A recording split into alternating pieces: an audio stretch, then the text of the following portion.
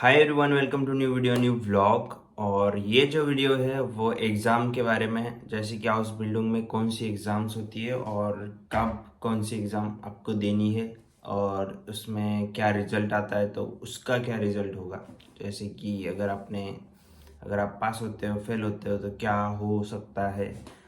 तो स्टार्ट करते हैं। हाउस बिल्डिंग में जब आप स्टार्टिंग में आते हो फर्स्ट ईयर से, मतलब जो थर्ड ईयर का जो पीरियड है हाउस बिल्डिंग का, उसमें दो एग्जाम्स मेन होते हैं। जैसे कि स्विशन प्रूफिंग बोलते हैं। अगर जो लोग जर्मन पढ़ रहे हैं अभी, उनको पता चलेगा स्विशन मतलब क्या होता है। मतलब बिटवीन का जो बीच का एग्ज़ाम होता है। सेमेस्टर एग्ज़ाम नहीं बोल सकते उसको, क्योंकि वो 1.5 साल बाद होता है ये स्विशन प्रूफिंग। तो इसीलिए उसको स्विशन प्रूफिंग बोला जाता है। बीच का एग्ज़ाम है वो पूरे हाउस बिल्डिंग में 3 साल में से। तो स्विशन प्रूफिंग है और अब्सोल्यूट प्रूफिंग है, मतलब लास्ट का। अब्सोल्यूट मतलब लास्ट वाला एग्ज़ाम है। तो इसमें ये दो एग्ज़ाम्स मेन है। इसका रिजल्ट आपको ईआका से आता है। ईआका मतलब जो हाउस बिल्डिंग का जर्मनी में पूरा हैंडल करता है। ईआका एक ऑर्गेनाइजेशन है आप बोल सकते हो, या मतलब जो पूरे हाउस बिल्डिंग का जर्मनी में आपका रिजल्ट, आपका जो एग्ज़ाम डेट्स है, सब चीज़ें वो हैंडल करते हैं। आपका जो कॉन्ट्रैक्ट, वो सब चीज़ें ईआका से ही आते हैं। तो वो अभी स्विशन प्रूफिंग और जो अब्सोल्यूट प्रूफिंग है, इसमें डिफरेंस क्या है। स्विशन प्रूफिंग मतलब आपको बस एक अभी मेरे बैच तक क्या था, लास्ट ईयर तक क्या था कि आपको बस स्विशन प्रूफिंग मतलब एज अ प्रैक्टिस के लिए आपको वो एग्ज़ाम देना है। जैसे कि आपको बस एक पता चले कि वो एग्ज़ाम कैसा होता है, आपको थोड़ी नॉलेज आ जाए कि एग्ज़ाम कैसे मतलब देना है, जर्मनी में कैसे एग्ज़ाम्स होते हैं। वो आपको एक आइडिया आ जाता है उस प्रोफेशन के बारे में।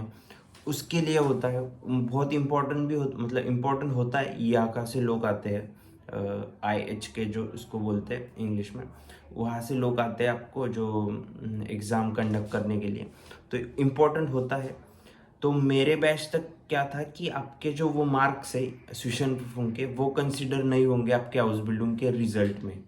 लेकिन अब क्या हो गया, मतलब जो मेरे नेक्स्ट वाला बैच था, जैसे कि 2022 में जिन जिन लोगों ने स्टार्ट किया था अगस्त से हाउस बिल्डिंग, उनके बैच से ये हो गया अभी कि स्विशन प्रूफिंग के जो मार्क्स है वो उसमें ऐड होंगे। जो लास्ट आपका रिजल्ट होगा उसमें ऐड होंगे, इसलिए वो इम्पोर्टेंट हो गया अभी। मतलब जितना इम्पोर्टेंस आप लास्ट एग्जाम को है, उतना ही इम्पोर्टेंस आपके स्विशन प्रूफिंग को है।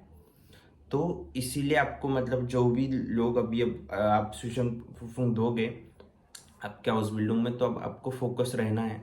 ऐसा नहीं कि बहुत अच्छे मार्क्स चाहिए, वो आते ही नहीं है। मेरे खुद के बहुत मतलब कम, मतलब पास हो गया हूँ मैं बस। मैंने जनवरी में दिया था मेरा ट्यूशन प्रूफ। तो पास होना ज़रूरी है, अच्छे मार्क्स अभी ज़रूरी है। तो ऐसा ये डिफरेंस है। और इसमें सिर्फ प्रैक्टिकल होता है, आपको कुछ लिखना नहीं है। बस एक छोटा सा पेपर होता है वो लिखना होता है। मतलब उसमें भी एक पेपर ही होता है। जैसे कि आपको इंट्रोडक्शन या कुछ ऐसी चीज़ें लिखनी होती है, वो हर प्रोफेशन पे डिपेंड करता है कि क्या लिखना है।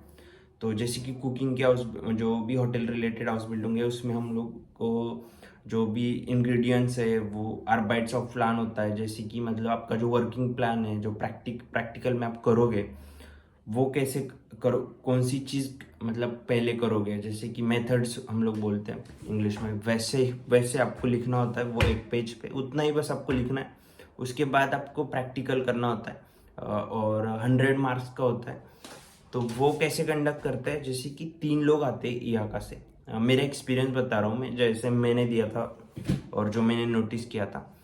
तो वो तीनों लोग आप पे फोकस करेंगे और आपको, अब वो आप प्रैक्टिकल कर रहे हो और वो सब देखेंगे कि आप कौन सी मिस्टेक्स कर रहे हो। छोटे छोटे पॉइंट्स को नोट करते हैं और 100 मार्क्स से आप कम होते जाओगे। जैसे कि आपने एक मिस्टेक कर दी तो आपके 5 मार्क कम हो गए, तो ऐसे 95 पे आ गए हो आप। तो ऐसे कम होते जाओगे। अगर आप 50 के नीचे आ गए तो आप फेल हो जाते हो। 50 के नीचे इसका मतलब कि जैसे कि अभी 3 लोग हैं और तीनों ने 50-50 दिया आपको, तो आपका हो गया, स्कोर हो गया 150। तो आप पास हो गए। लेकिन अगर एक एक एक जो टीचर है उसमें से, उसने आपको 60 दे दिया और एक ने 40 40 दे दिया, और एक ने 50 दिया है, तो वो कंबाइन हो जाता है, फिर भी आपका 150 हो जाता है। तो इसलिए मतलब वो एडजस्ट करते हो, लेकिन ऐसा नहीं होना चाहिए कि आपका जो सम है वो 150 के नीचे नहीं आना चाहिए, तो वरना आप फेल हो जाते हो। तो उसका वही क्राइटेरिया है कि आपको बस पास होना है। तो अभी लेकिन जैसे मैंने बताया कि अब वो अभी ऐड होंगे एब्सोल्यूट प्रूफ, मतलब लास्ट वाले रिजल्ट में, इसलिए आपको जितना आप अच्छा कर पाओ उतना अच्छा है। तो ये हो गया एग्जाम का कैसे होता है, क्या होता है। वो हर चीज़ नोटिस करते हैं, इसलिए आपको जो प्रैक्टिकल है वो अच्छे से करना होता है, छोटी छोटी चीज़ों का ध्यान रखना होता है। और ऑब्वियसली पूरा जर्मन में होता है। और वो लोग समझते हैं कि आप मतलब बाहर के कंट्रीज से आ रहे हो, तो आपको क्या आपका लेवल है जर्मन लैंग्वेज का, वो समझते हैं। लेकिन वो आपके स्कूल के ऊपर भी डिपेंड करता है कि आपका स्कूल कैसा है, वो आपको सपोर्ट करता है या नहीं करता है, कैसा है, उन सारी चीज़ों पे वो डिपेंड करता है। ये हो गया स्विशन प्रूफिंग का। उसमें भी मतलब मार्क्स होते हैं, जैसे कि 1 2 3 4 5 6 तक होते हैं। अगर आपको 4 है तो आप पास हो गए हो, और आपको अगर 5 और 6 है तो आप फेल हो गए हो। लेकिन आप ऐसा नहीं कि स्विशन प्रूफिंग फेल हो जाते हो तो आपको दोबारा ये करना है। लेकिन वो स्कूल और या का के ऊपर डिपेंड करता है। अगर आपका स्कोर बहुत ही लो है, जैसे कि 6 है, और आपके जो क्लासन आर्बाइट होते हैं, मतलब कि डेढ़ मतलब हर एक महीने में बोलो या 2 वीक्स में बोलो आपके एग्जाम्स होते हैं, जैसे कि टेस्ट बोलते हैं हम लोग, वैसे टेस्ट क्लासन आर्बाइट बोलते हैं उसको यहाँ पे। वो होता रहता है, और उसमें भी आपको अच्छा करना है। अगर उसमें अगर आपका हर बार आप फेल ही होते जा रहे हो, 6 में मिल रहा है आपको हर बार, तो वो स्कूल के पास हर एक का रिपोर्ट होता है ना, आप क्या कर रहे हो, कैसे प्रोग्रेस है आपका। तो उन सारी चीज़ों पे वो डिसाइड करते कि आपको एक्स्ट्रा 6 मंथ्स करवाने हैं या नहीं करवाने। तो वो डिपेंड करता है स्कूल के ऊपर और आपके परफॉर्मेंस के ऊपर भी करता है। ऐसा नहीं कि सबको बिठाते।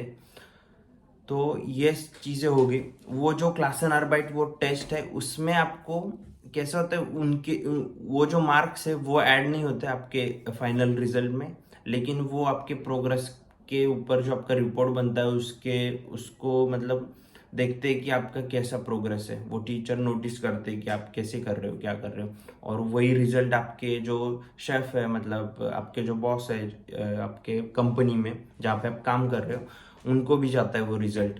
तो वो भी आपके ऊपर मतलब ध्यान रखते कि कैसे प्रोग्रेस हो रहा है, आपका जो काम है वो कैसे चल रहा है, और आपकी थ्योरी है वो कैसी चल रही है। तो वो दोनों चीज़ों का बैलेंस होना चाहिए आपको, तो तभी आप मतलब धीरे धीरे ऐसे आगे बढ़ते हो। तो स्विशन प्रूफिंग तक का तो हो गया आपको।